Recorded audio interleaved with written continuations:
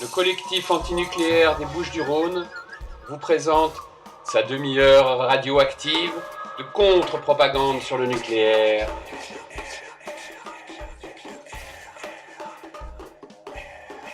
Bienvenue sur Radio Galère dans la demi-heure radioactive, émission animée en direct par le collectif antinucléaire des Bouches-du-Rhône, les 2e et 4e mardis du mois à 14h et en rediffusion le jeudi de 12h à 12h30. Nous sommes un collectif d'hommes et de femmes indépendants de tout parti politique ou réseau institutionnalisé.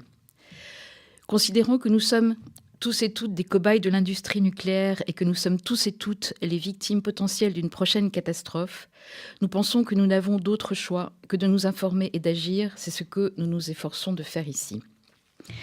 Aujourd'hui, on va reparler de Fukushima. Cette émission va s'intituler « Fukushima, la catastrophe durable, la soumission durable, point d'interrogation ». Il y a... alors Fukushima, là, c'est en train de ressortir un peu dans les médias parce qu'il y a probablement une catastrophe qui pourrait venir s'ajouter à la catastrophe déjà en cours. On reparlera de cette histoire de la piscine numéro 4 qui va défrayer les chroniques au mois de novembre. Mais nous, ici, on a aussi et surtout envie de dire que cette catastrophe, elle a commencé le 11 mars 2011 et qu'elle dure. Je voudrais qu'on commence par écouter un extrait de l'émission Trou Noir sur Radio Libertaire, qui invitait en septembre dernier Thierry Ribaud, co-auteur de l'ouvrage Les Sanctuaires de l'Abîme, chronique du désastre de Fukushima, qu'on a déjà invité à 2 reprises ici dans cette émission, et qui évoque les toutes premières heures qui ont suivi le début de la catastrophe le 11/03/2011. Les gens qui ont été directement concernés ont vécu quelque chose d'assez incroyable. Alors, je ne parle pas, encore une fois, du caractère effroyable du raz-de-marée. Hein. Donc, je suis vraiment en dehors de tout ça. Donc, je parle des zones, là, dans des zones qui, entre 10 et 20 km de la centrale, ou 30 km de la centrale, ont été concernés vraiment par l'accident nucléaire. Dans ces zones-là, qu'est-ce qui s'est passé? Concrètement, peu de gens en ont parlé, en fait. Peu de gens en ont parlé, et même les Japonais eux-mêmes ne veulent pas trop en parler. Eh bien, les témoignages que nous avons recueillis auprès de gens qui vivaient à 3 km de la centrale de Fukushima, au moment de la première explosion, sont tout à fait édifiants. En fait, et en même temps, ils sont tout à fait prévisibles. Qu'est-ce qui s'est passé? Eh bien, les chars des militaires étaient immédiatement présents sur le terrain. Chars réels, hein, des chars avec des canons pour certains, et également des véhicules blindés. Ils étaient présents dès avant la première explosion. Et la population, en fait, ne comprenait pas ce que ces militaires étaient en train de faire, puisqu'ils n'avaient plus d'informations, ces gens-là. Et ils pensaient qu'ils venaient pour apporter des vivres, en fait, parce qu'il y avait eu le raz-de-marée, etc. Et il y avait eu de blocage, donc, de toute la... Or, en fait, il ne s'agissait pas d'apporter des vivres du tout. Le mot d'ordre, c'était « ne sortez pas, ne fuyez pas ». Je cite le témoignage d'une jeune fille de 28 ans aujourd'hui qui a connu ce moment et qui, bien sûr, est irradiée lourdement. Elle dit « Nous pensions que l'armée était venue pour nous donner de la nourriture et à boire, mais personne ne sortait des véhicules militaires. Pendant que les employés permanents de TEPCO fuyaient, ayant reçu la consigne de partir à plus de 100 km. » Donc voilà, la situation c'est ça. C'est la panique générale, sauf qui peut, et les populations sous un état de contrôle extrême, tant que faire se peut, par les autorités militaires. Voilà, et je crois que voilà, ça c'est la gestion, si je puis dire, réelle et que les gens ont connue. Alors moi, je me souviens le 11 mars 2011 d'avoir regardé comme tous les jours mes mails et d'être... bon, on était au courant qu'il y avait, qu'il y avait eu un séisme de très forte magnitude et on était au courant qu'il y avait un tsunami. Mais la première dépêche AFP qui est parue le 11 mars 2011 vient exactement corroborer ce que Thierry Ribaud nous a expliqué. Donc cette dépêche, elle date de 15h47. L'évacuation d'une zone de 3 km autour de la centrale nucléaire de Fukushima concerne désormais 6000 personnes contre 2000 au départ. Des troupes des forces d'autodéfense, le nom de l'armée japonaise, en tenue de protection nucléaire, ont été dépêchées. Les eaux de refroidissement de l'installation nucléaire ont baissé à un niveau inquiétant. Aucune fuite radioactive n'a été signalée, selon Nippon TV. Voilà, mais il ne faut pas se leurrer. Si une catastrophe nucléaire arrive en France, c'est également l'armée qui prend la direction des opérations. Alors avant d'aborder la situation actuelle, en particulier la situation technique là, en ce moment à Fukushima, moi j'aimerais bien revenir un petit peu sur les premiers jours, parce que c'est là que tout s'est joué.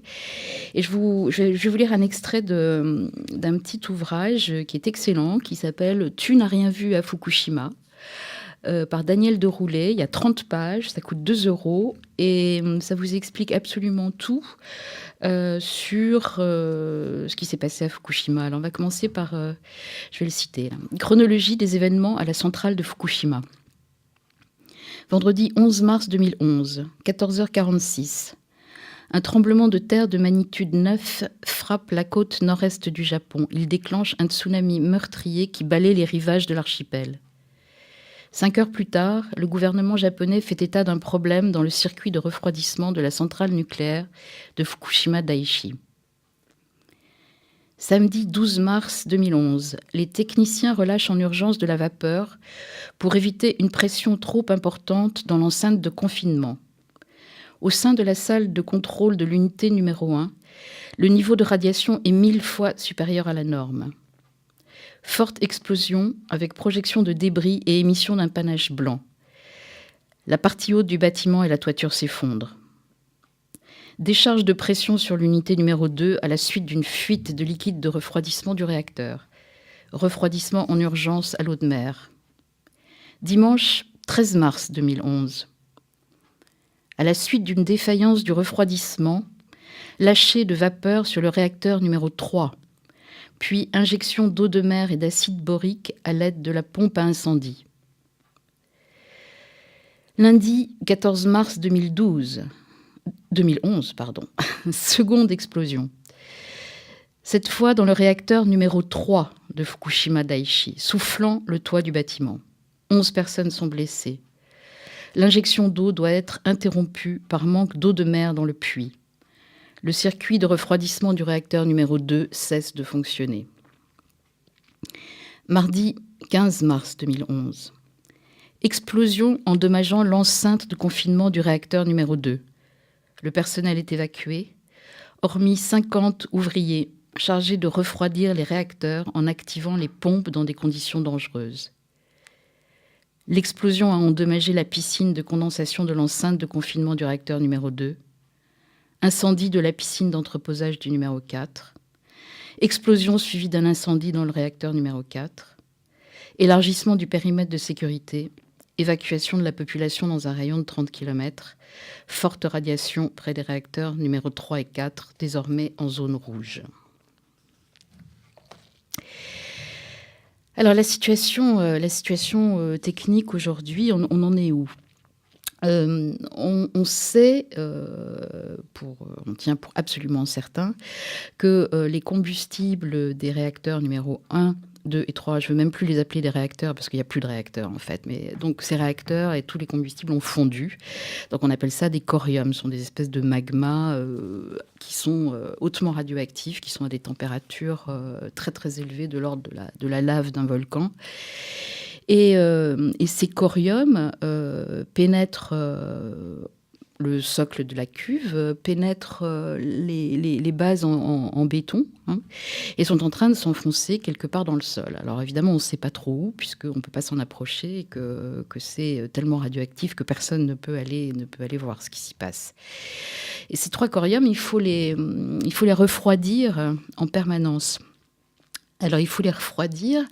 Il y a un circuit de refroidissement qui existe. Normalement, ce circuit de refroidissement se fait en circuit fermé, sauf que là, après les dégâts du séisme, c'est plutôt un circuit ouvert. Donc, on refroidit ces coriums, l'eau devient radioactive et puis elle se met à fuir.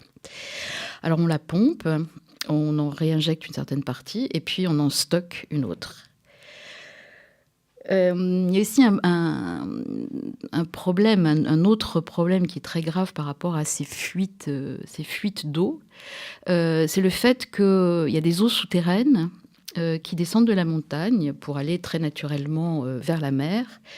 Mais entre la mer et les eaux souterraines, il y a la centrale de Fukushima qui a été construite, d'ailleurs, c'est à noter, c'est invraisemblable, en dessous du niveau de la mer.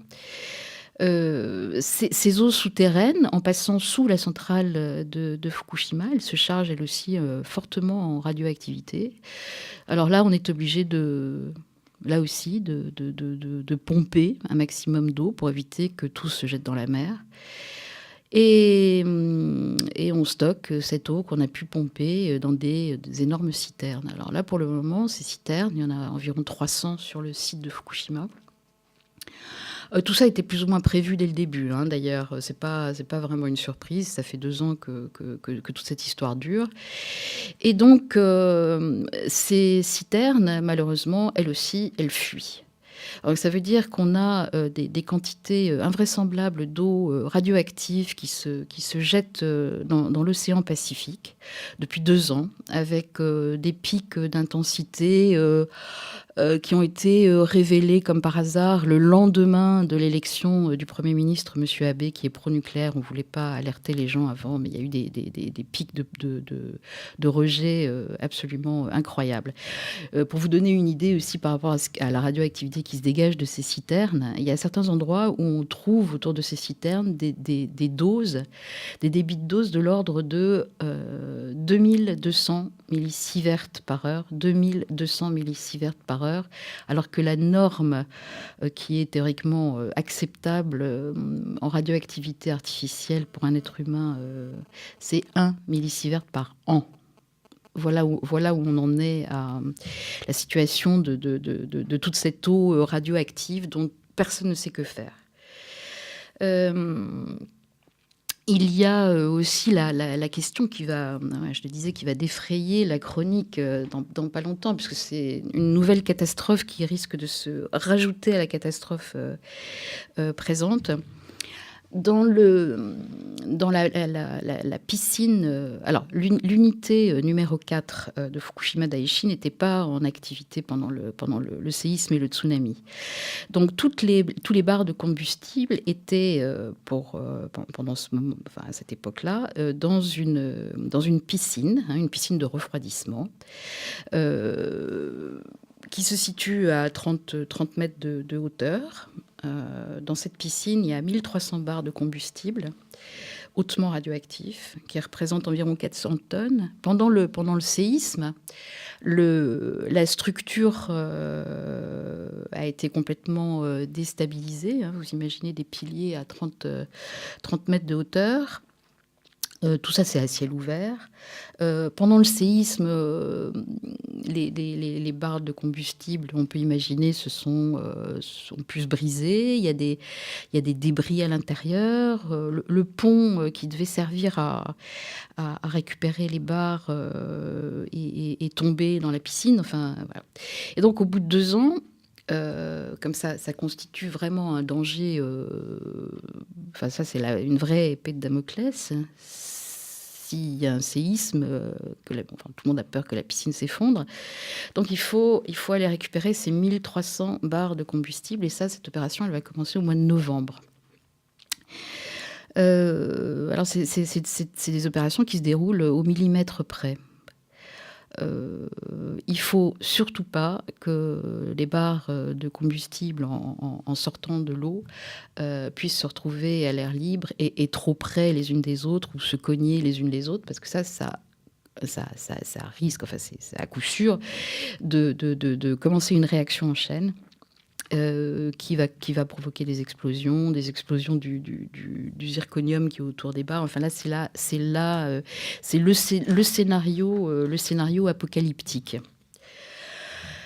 Mais là, je suis sûre qu'on va en entendre parler,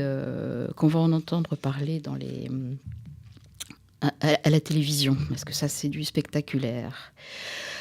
Alors, il y a un autre souci qui est les efforts de décontamination. Alors, d'abord, j'aime pas trop ce mot-là, parce qu'on peut pas décontaminer de la radioactivité, on peut pas défaire quelque chose qui est irréversible.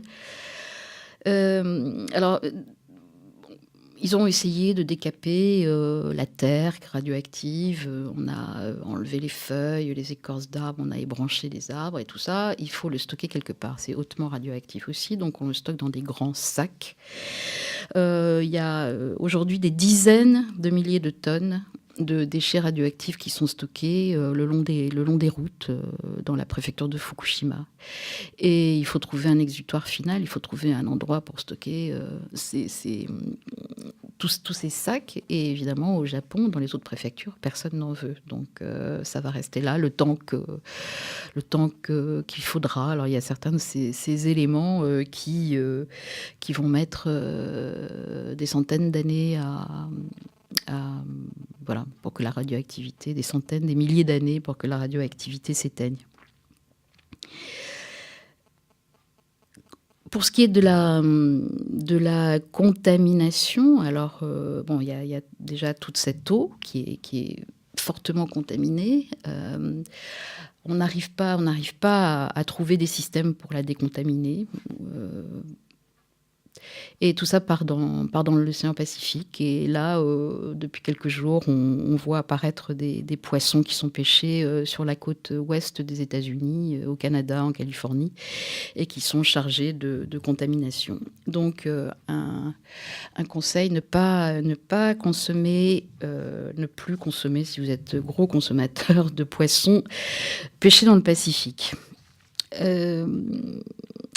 Alors, je voudrais qu'on écoute un deuxième extrait de cette émission Trou Noir sur Radio Libertaire de septembre dernier. On va réécouter Thierry Ribaud sur ce qui a changé dans la conscience, dans la perception des dangers de la contamination radioactive parmi la population de Fukushima.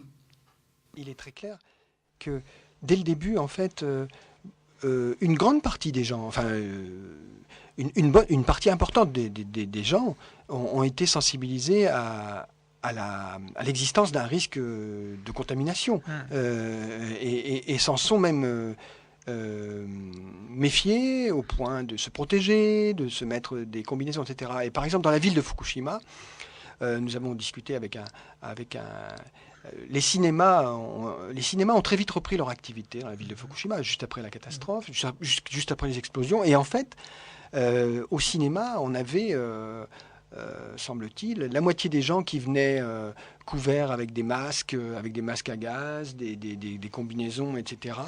Et l'autre moitié qui n'avait rien. Voilà, la situation, c'était ça. C'est-à-dire, c'était avec cette information qui en fait partait dans tous les sens, qui disait à la fois c'est grave, mais en même temps c'est pas grave pour la santé, ou ce n'est grave que pour les enfants. Enfin, il y a eu une relativisation extrême qui a été tellement matraquée qu'en fait les gens, on a retrouvé dans la population des attitudes complètement antagonistes. Ça, c'était la situation dans les mois qui ont suivi, dans l'immédiateté, dans les quelques mois qui ont suivi. Mais la situation a bien changé maintenant. Maintenant, il est hors de question de porter un masque à Fukushima. Je veux dire, dans la ville de Fukushima, qui se trouve à 60 km, et au cinéma. Et donc, là, il y a eu, en termes d'évolution, en un an de temps, on peut dire que la situation a changé dans le sens de une conscience des risques et, chez une partie de la population au début, et puis maintenant le sentiment que même si on a conscience des risques, il ne faut pas l'exprimer. Et donc on est dans la phase maintenant où tous ceux qui avaient conscience des risques soit sont partis, mais en réalité quand on sait qu'il y a très peu de gens qui sont partis, ça ne concerne pas grand monde, alors soit sont partis, soit cachent en fait sa peur. Donc le discours maintenant, le discours officiel a consisté a eu pour résultat, a eu pour conséquence de faire rentrer la peur à l'intérieur et donc voilà, la situation, on en est là actuellement. Il n'y a pas de panique apparente. Voilà. On est passé d'une situation de grande panique à une situation de pas de panique apparente. Mais cela dit, les hôpitaux psychiatriques regorgent sont complètement débordés. Hein. Bon, ça c'est un détail, mais je veux dire, c'est pas sans lien. Les hôpitaux psychiatriques sont complètement débordés. Je trouve ça très intéressant, cette idée de faire rentrer la peur. En fait, on est vraiment en train d'assister, malgré tous les problèmes techniques, le bricolage incessant, on assiste en fait, et cette épée de Damoclès, là, l'histoire de la piscine numéro 4, on assiste à une espèce de banalisation. Tout va très bien au Japon. On fait la promotion des produits de Fukushima. On se baigne dans l'océan. Les Jeux olympiques vont avoir lieu en 2020 à Tokyo. Mais pendant ce temps-là, quand même, les enfants continuent à porter des dosimètres et à se contaminer. Je crois qu'on peut peut-être... on va dire un mot sur les réfugiés. Parce que les conséquences de cette catastrophe, elles ne sont pas que sanitaires, même si ça, c'est l'horreur absolue, mais elles sont aussi sociales. C'est-à-dire que tous ces gens qui ont été évacués, qui ont été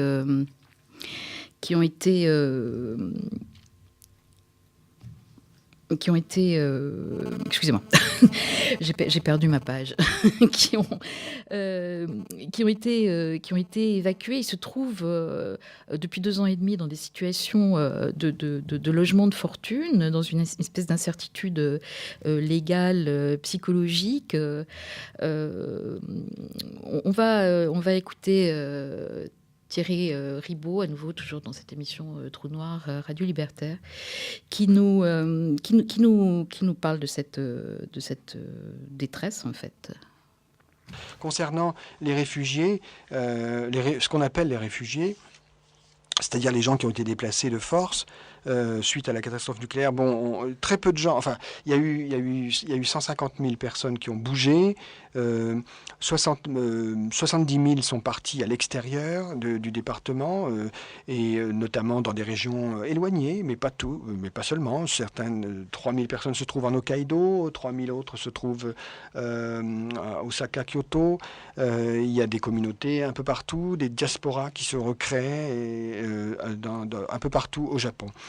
Le problème, c'est, je dirais, nous avons fait des enquêtes et des entretiens auprès des populations qui sont parties, qui ont quitté le département. Il nous a semblé que celles qui étaient parties semblaient dans un état psychologique bien meilleur que celles qui étaient restées ou qui s'étaient déplacées à l'intérieur du département, ce qui est peu étonnant, parce qu'en dépit de la rupture qu'un départ lointain provoque, il y a une espèce de grand soulagement aussi qui apparaît chez les gens qui ont fait ce choix de se départir totalement de la catastrophe, par rapport à ceux qui sont restés et qui en fait se trouvent dans une situation où finalement ils avouent devoir se mentir à eux-mêmes en fait, d'une certaine manière. Et d'autant qu'en plus, parmi les gens qui ont bougé, qui ont été déplacés à l'intérieur du département, un nombre d'entre eux ont été déplacés sur des zones contaminées. C'est-à-dire ils ont été déplacés d'une zone contaminée vers une zone contaminée. Bon, alors, donc ça pose vraiment des gros problèmes. Et on peut s'attendre certainement à des situations dramatiques au niveau sanitaire dans les années qui vont venir. Mais alors, par contre, il faut pointer le fait que les gens qui sont relogés relogés, mais là il y a eu des informations qui ont circulé, mais sont relogés dans des conditions maintenant soi-disant transitoires, mais qui durent maintenant depuis plus de 2 ans, dans des logements provisoires. Il y a peu de logements durs, véritables, enfin peu de vrais logements qui ont été refaits pour les populations qui ont été déplacées. Donc c'est vrai que tout a été fait pour ramener, pour inciter ou pour désinciter les gens à partir, ou pour les inciter à revenir. Et évidemment, notamment, on a parlé tout à l'heure des zones de 5, 10, 20 km qui avaient été tracées arbitrairement. On pouvait les critiquer parce qu'elles sont en arc de cercle, elles ont un caractère un peu totalement irréaliste, mais en même temps, elles avaient au moins le mérite d'exister, moi j'ai envie de dire maintenant, même si j'étais un des premiers à les critiquer. Parce qu'elles existaient, maintenant ces zones n'existent plus. Il n'y a plus de zone interdite à Fukushima. Il n'y a plus de zone interdite à Fukushima.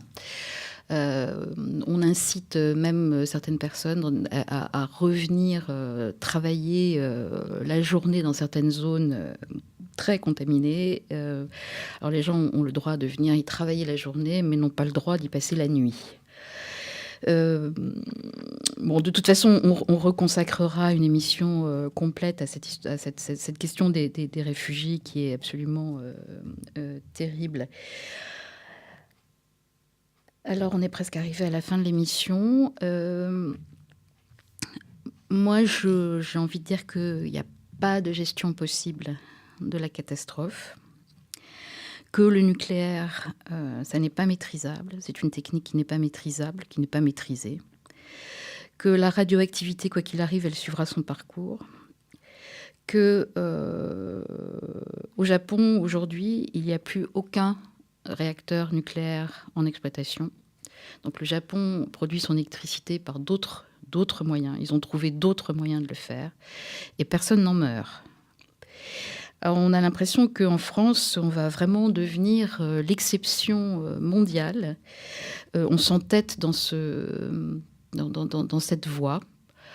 Alors, je ne sais pas, il y a peut-être des psychanalystes qui pourraient nous expliquer comment une poignée de gens peuvent décider de la vie et de la mort de leurs concitoyens. Je voulais dire aussi qu'on en a déjà parlé, mais j'aimerais le redire, qu'il y a des plans qui sont à l'étude dans les hautes sphères, et en particulier qui sont concoctés par notre autorité de sûreté nucléaire. Ce plan qui est particulièrement odieux, je vous encourage vivement à aller le regarder sur Internet, ça s'appelle le CODIRPA. Voilà, la vie dans les territoires contaminés demeure cependant une situation complexe. Je cite. En réponse, il est important de mettre en œuvre rapidement un projet pour les territoires affectés afin de redonner au plus vite aux acteurs les moyens d'une valorisation de leurs activités sur les plans économiques, social et culturels, et d'éviter ainsi d'installer le territoire et sa population de façon durable dans le statut de victime. C'est-à-dire que même ce statut nous sera refusé. Voilà, mais merci beaucoup Sidi à la technique. Vous pouvez retrouver toutes nos émissions sur Radio Galère ou sur notre blog Collectif Antinucléaire 13. Je vais juste redonner les titres des 2 ouvrages que j'ai cités. Donc, Les sanctuaires de l'abîme, chronique du désastre de Fukushima, de Nadine et Thierry Ribaud, édition de l'Encyclopédie des nuisances, Paris 2012. Et puis, le petit carnet, Tu n'as rien vu à Fukushima, de Daniel Deroulet, aux éditions Buchet-Chastel. 30 pages d'informations indispensable. Merci beaucoup et bon courage à nous tous.